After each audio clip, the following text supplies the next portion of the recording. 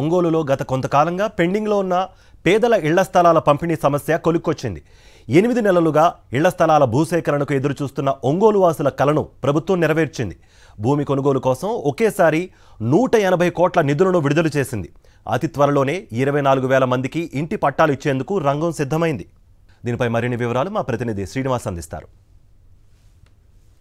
పట్టణంలో పేద వర్గాలకు ఇవ్వాల్సినటువంటి ఇంటి స్థలం సమస్య కొలిక్కి వచ్చింది. ఎన్నో నెలలుగా పెండింగ్ ఉన్నటువంటి ఈ సమస్యకు స్థానిక ఎమ్మెల్యే మాజీ మంత్రివర్యులు బాలినేని శ్రీనివాసరెడ్డి చొరవతోటి ప్రభుత్వం నిధులు రిలీజ్ చేసింది. రేపో మాపో ఇక్కడంతా కూడా ఈ చూస్తున్నటువంటి పొలం అంతా కూడా చదును చేసి లేఅవుట్గా మార్చి పేద వర్గాలందరూ కూడా పట్టాల పంపిణీ చేసేందుకు రంగం సిద్ధం కాబోతుంది. ప్రస్తుతం ఈ పొలాలు ఇచ్చినటువంటి రైతులు ఉన్నారు, అగ్రహారం గ్రామానికి చెందినటువంటి వాళ్ళతో మాట్లాడే ప్రయత్నం చేద్దాం.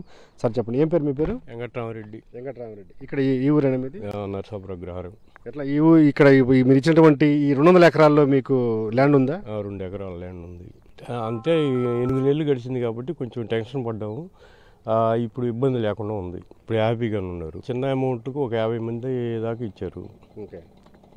ఈ కొరవదంతా ఇప్పుడు ఈ అమౌంట్ వచ్చినాక మొత్తం క్లియర్ అయిపోద్ది. స్థానికంగా ఉన్నటువంటి చాలామంది పేద వర్గాలకు ఇంటి స్థలం ఇచ్చే ఒక బృహత్తమైన కార్యక్రమంలో మీరు భాగస్వాములు అవుతున్నారు. ఎలా ఫీల్ అవుతున్నారు? హ్యాపీగానే ఉన్నాం. మాది 86 సెంట్లు ఉందని ఫస్ట్ విక్కిలోనే వచ్చినాయి.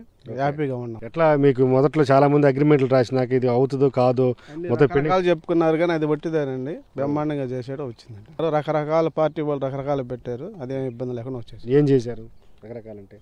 ఏదో లేదని అది లేదని ఇది ఎవరని ఎవరని పుట్టి పుకార్లు పుట్టించి అసలు లేదు డబ్బులు రావు అనేది పుకార్లు పుట్టించారు.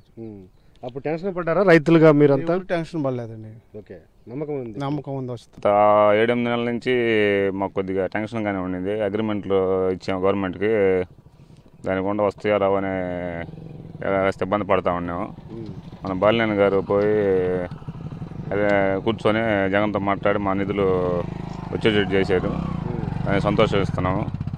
కానీ కొన్ని టీడీపీ వాళ్ళు మీ భూములు ఇక రావు, లాక్కుంటారు, అగ్రిమెంట్లు ఇచ్చారు మీరు, ఇక మీకు రావు, డబ్బులు రావు, భూమి రాదు అని మన భయభ్రాంతులకు గురి చేశారు. దానివల్ల మేము కొద్దిగా ఇబ్బంది పడతా ఉన్నాము. కానీ మా బాలినేని గారు వచ్చి మాకు నిధులు 180 కోట్లు రిలీజ్ చేసి ఇప్పుడు కొద్దిగా హ్యాపీగా ఉన్నాము.